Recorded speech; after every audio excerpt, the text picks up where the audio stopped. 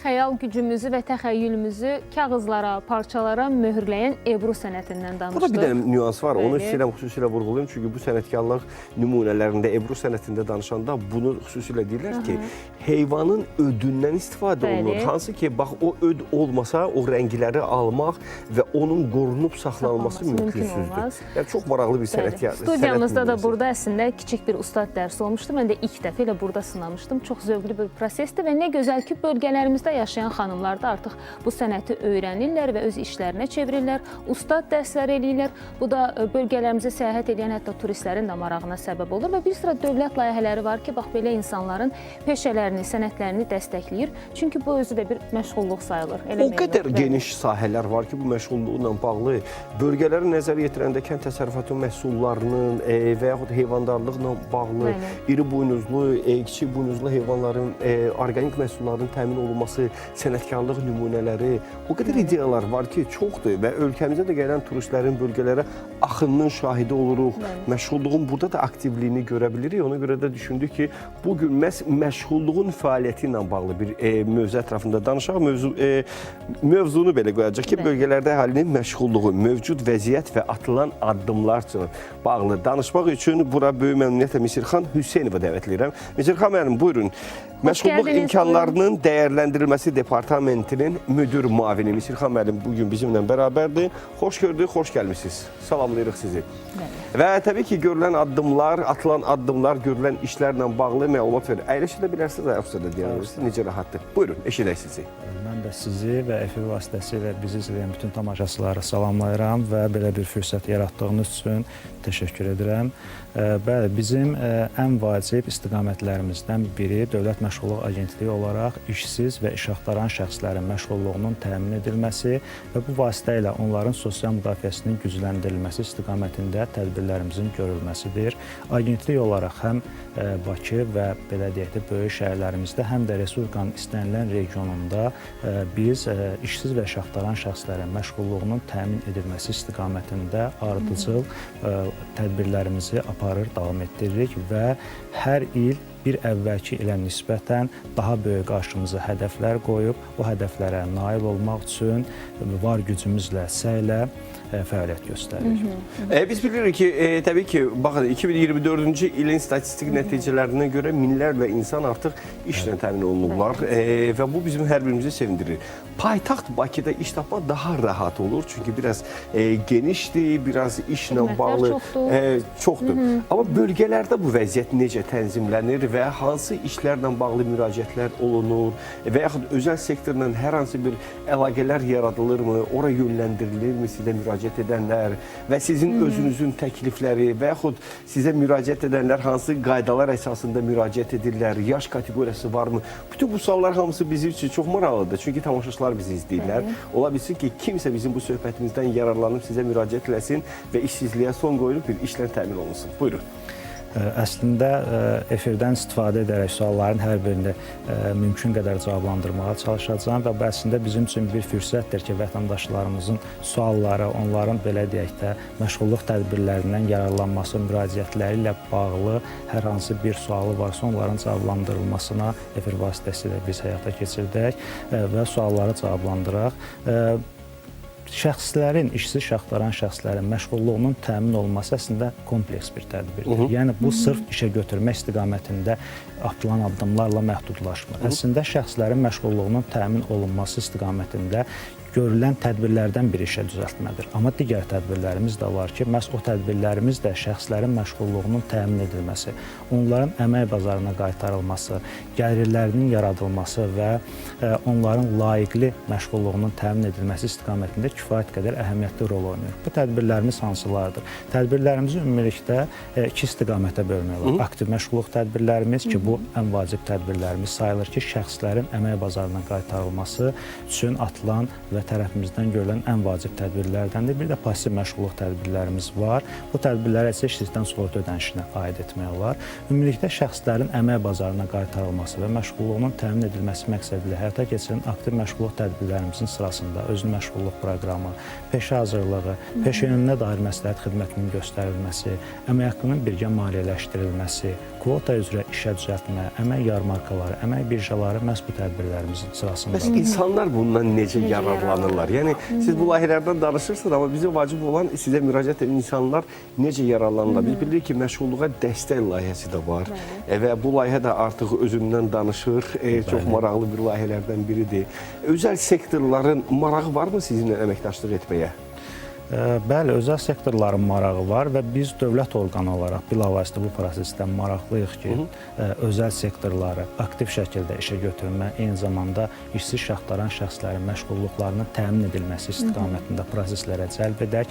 Tək burada söhbət işə götürmədən getmir. Eyni zamanda biz özəl sektordan olan tərəfdaşlarımızla işsiz şaxtaran şəxslərin peşə hazırlığının təşkili istiqamətində biz onlarla kifayət qədər geniş əməkdaşlıq aparırıq və eyni zamanda işə götürmək istiqamətində. Təbii ki, mövcud qanunvericiliyə əsasən özəl sektor və yaxud da dövlət sektoru olmasından asılı olmayaraq işə götürənlər yaranan vakansiyalar barədə bizim əmək və məşğulluq alt sistemində 5 iş günü ərzində məlumatlarını, vakansiya haqqında məlumatlarını yerləşdirməlidir. Eyni zamanda bu qanunvericiliyin tələbi ilə yanaşı biz işə götürənlərlə mütəmadi olaraq dövlət orqanı kimi vaxtaşırı olaraq onlarla görüşlər keçiririk. Bu istiqamətdə maarifləndirmələr həyata keçiririk. Eyni zamanda onların bu proseslə bağlı hansı üzləşdikləri çətinliklər, eyni zamanda təklifləri və yaxud da hər hansı belə deyək də qaydasında getməyən bir proseslərlə bağlı onlardan bir fikirlər alırıq. Sağlamlığı ilə də bağlı yəqin ki, maraqlanırsınız.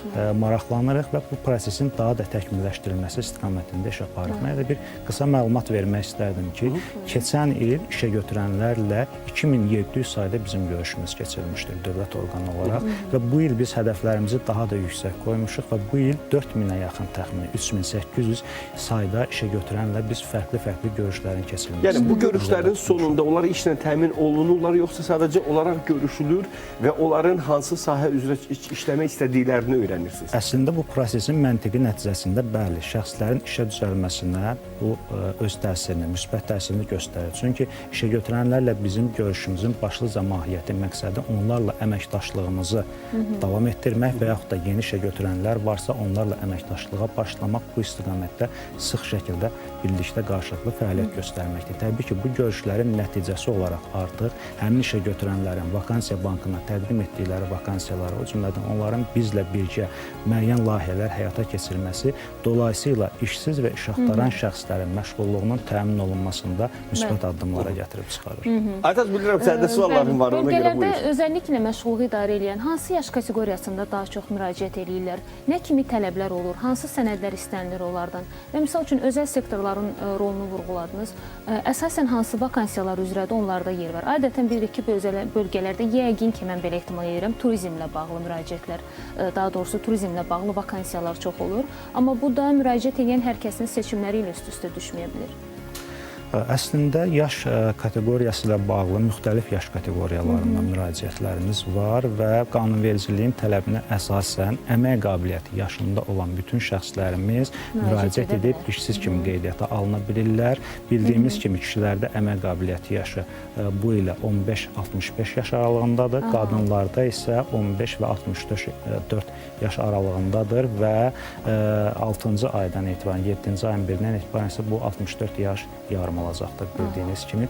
Bu yaş aralığındakı şəxslər müraciət edərək bizim aktiv məşğulluq tədbirlərimizdən yararlana bilərlər. Eyni zamanda isə şəxslərin iş üçün müraciət edib münasib iş axtarışı ilə bağlı isə yaş məhdudiyyətimiz təbii ki, yoxdur və istənilən yaşda şəxs əgər əmək qabiliyyəti qaydasında normaldırsa, şəxs işləmək həvəsindədirsə, həmin şəxslər müraciət edib işlə bağlı, belə deyək də, göndəriş əsasında müraciət edə bilərlər. Bir məsələni dəqiqləşdirmək istəyirəm, İstirxan müəllim. Deməli, insanlar vakansiyalarla müraciət edirlər ki, mənim bu sahələrdə iş bacarığım var. Onlar o qeyri, orada yazmadıqları iş sahəsinə yönləndirilirmi? məsəl üçün məşğul olmadığı, bilmədiyi sahədə iş var və işlə təmin olunmaq istəyirsənsə bu sahə ilə məşğul ola bilərsən. Nəyə görə deyirəm bunu? Çünki kənd təsərrüfatı bölgələrdə daha çox kənd təsərrüfatı ilə məşğul olurlar. Vahid çox maraqlı bir mövzuya toxundu ki, turizm sahəsi. Çünki turistlərin axını, Azərbaycana olan marağı, bölgələrə olan marağı, günü-gündən dövlətimizin bu turizm sektorunda turistlərin qəbul olunması üçün gördüyü işlər, məkanların, yeni istirahət məkanlarının açılması, təbii ki, özəl sektorda var burada, şəxsi bizneslər də var. Bunları da nəzərdə saxlayırıq. Və bu sahələrə yönləndirilirmi ki, yəni sənin müraciət etdiyin sahə ilə bağlı deyil də, digər sahələrdə də işlər var. İstəsən, burada da özünü yoxlaya bilərsən. Olurmu belə? Əslində siz dediyiniz təbii ki, həyata keçirilir tərəfimizdən və şəxslərin ilk öncə müraciətləri hansı mərhələdən başlayır? Mən istərdim ondan bir qısa sizə izah verim ki, sizin sualınıza daha təfərrüatlı ilə cavab verim.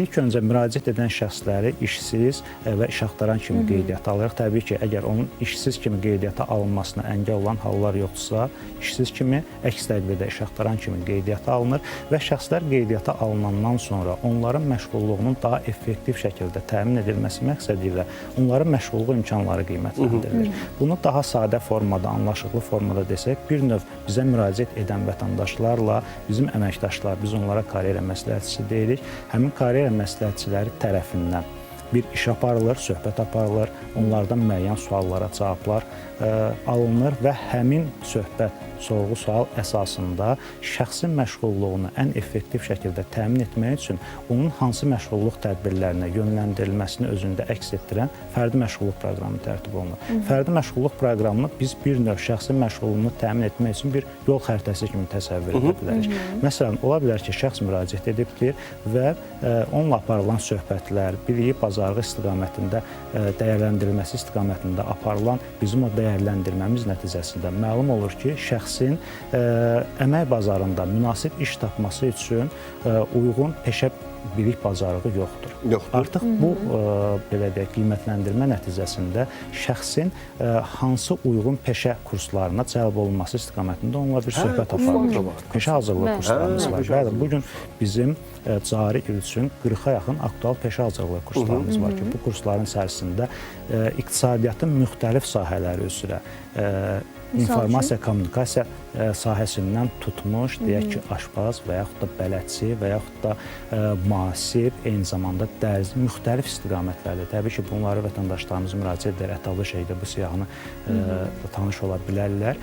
Peşə hazırlığı kurslarına müraciət edilir və həmin şəxslər peşə hazırlığı kurslarına cəlb olunduğu dövr ərzində əgər qanunvericiliyin tələblərinə uyğundursa, işsiz şəxslər ölkə üzrə təyin olunmuş minimum əmək haqqının yarı faizi qədər, 50% qədərində onlar bir növ həmin kursa gedib gəlmək üçün xərclə, təqaüdlə təmin edilirlər. Bəli. Həmin kursları bitirdikdən sonra isə artıq şəxslərin uyğun istiqamətlər üzrə işə götürənlərdə işlə təmin olması istiqamətində iş aparılır. Suallarınızı görürsünüz, çox daha buyur. Həmin bu dediyimiz kurslar elə bölgələrdə yəqin ki, təmin olunur, yoxsa necə? Bölgələr üzrə də var, Bakı üzrə də var. Biz bu istiqamətdə həm bizim peşə hazırlığı mərkəzlərimiz var, Dövlət Məşğulluq Agentliyinin bəli, tabeliyindəki qurumlardır. Eyni zamanda biz vətəndaşlara daha keyfiyyətli, daha geniş sahələr üzrə peşə hazırlığı kursları təqdim etmək məqsədi ilə bu istiqamətdə özəl tərəfdaşlarla da biz bir əməkdaşlıq həyata keçiririk və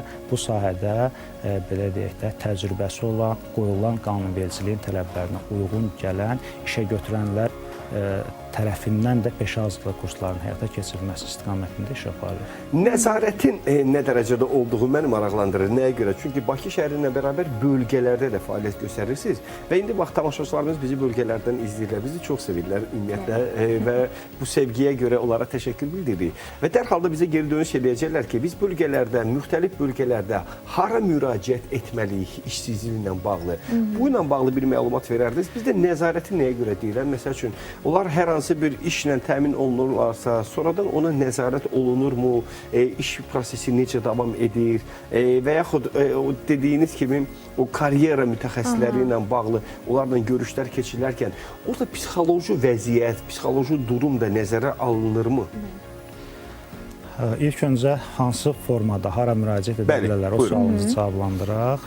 İşsiz və yaxud da iş axtaran kimi qeydiyyata alınmaq üçün vətəndaşlar hər bir region üzrə Dövlət Məşğulluq Agentliyinin regional məşğulluq filiallarına və yaxud da xidmət şöbələrinə müraciət edə bilərlər. Eyni zamanda bununla paralel Bakı, Sumqayıt və Abşeronda, eyni zamanda Qarabağda isə DOST mərkəzlərinə müraciət edərək orada da işsiz iş axtaran kimi qeydiyyata alınıb Dövlət Məşğulluq Agentliyinin təqdim etdiyi xidmətlərdən yararlana bilərlər. Yəqin ki, çox böyük potensiallar çıxacaq ortaya. Mən niyə görə? Bölgələrimizdə o qədər potensiallı gənclərimiz var, o qədər potensiallı insanlar var ki, onlara bir işıq ucu görünəndə onlar artıq o potensialdan rahat bir şəkildə istifadə edə bilirlər və bizi də öz bölgələrimizə doğru aparan, bax, o sənətkarlardır, sənətkarlıq nümunələridir. Hətta evdar xanımlar hansı ki, öz mətbəx bacarıqlarını peşəyə çeviriblər, bunu da şəxsi biznesə çeviriblər və kiçik bir dəstək də bu biznesi həqiqətən böyüdə bilirlər. Biz bunu şəhərdə təşkil olunan yarmarkalarda görürük və mən düşünürəm ki, turizmlə bunu əlaqələndirdiyiniz halda onlara böyük dəstək olmuş olacaqsınız. Evet, biznesdən və turizmdən danışmışkən, bildiyiniz kimi bizim ən çox müraciət olunan və vətəndaşlar tərəfindən ən çox rəğbət görən məşğulluq tədbirlərimizdən biri özünü məşğulluq proqramıdır və özünü məşğulluq proqramı çərçivəsində vətəndaşların öz kiçik ailə təsərrüfatlarını, kiçik bizneslərini yaratmaq üçün dövlət tərəfindən onlara avadanlıq formasında əmlaklar təqdim olunur və heç bir ödəniş tələb olunmadan bir il ərzində həmin şəxslərin yalnız və yalnız rəsmi şəkildə fəaliyyət göstərməsi sahibkar kimi tələb olunur və bir ilin tamamında şəxsin fəaliyyəti biznes plana uyğun olarsa, həmin əmlaklar şəxsin mülkiyyətinə verilir və həmin özünü məşğulluq istiqamətlərindən biri də bizim turizmə uyğun olan regionlarımızda aqroturizm zərfidir ki, həmin zərf çərçivəsində şəxslərin evləri olduqları təqdirdə, ayrı bir ev olduğu təqdirdə həmin evin içərisində turizm üçün gərəkli olan məişət avadanlıqlarının, əşyalarının verilməsi istiqamətində uyğun şəxslərə dəstək göstərilir. Bax, tanışdıqca gözümün qabağında Abad canlanırdı. Çünki Abadda da bu insanlar müraciət edirlər, onlar da təmin olunurlar, rahat bir şəkildə öz işlərini görmüş olurlar və artıq öz dünyalarını formalaşdırırlar və bu ilə də rahat, üzlərində bir rahatlıq, xoşbəxtlik görmüş olurlar. Biz vətənimizi çox sevirik və vətənimizin hər bir vətəndaşı bizim üçün əzizdir, doğmadır və bugünkü suallarımıza cavab verdiyiniz üçün və daha çox bizi maarifləndirdiyiniz üçün Misirxan müəllim, sizə təşəkkürlər. Xatırladı ki, qonağımız Misirxan Hüseynov, məşğulluq imkanlarının dəyərləndirilməsi departamentinin müdür müavini idi. Çox sağ olun, minnətdarlar sizə deyirik. Vətənimizdən danışdıq, bölgələrimizdən danışdıq. Bölgələrimiz o qədər gözəldir, bölgələrimizin imkanları o qədər gözəldir. Amma bu gözəlliyi bizə bəxş edən bir tanrı da var. Çünki Azərbaycan özü dində bir gözəldir və bu təbiəti ilə bərabər vətənimizin səsi də bizim üçün doğmadır. Hansı ki, vətənimizin gözəlliyinin hər birimiz fərqindəyik, amma bəzən təbiətin səsi olduğunu da unuduruq, amma biz günə davam efiri olaraq bu səsi sizə çatdırmaqdan qürur duyuruq, məmnunluq duyuruq və efirimizin məhz bu yerində sıra gəlib çatdı. Vətənin səsi rubrikasına, vətənin səsinin və təbiətinin sizə sözü var, onu eşidək. Buyurun.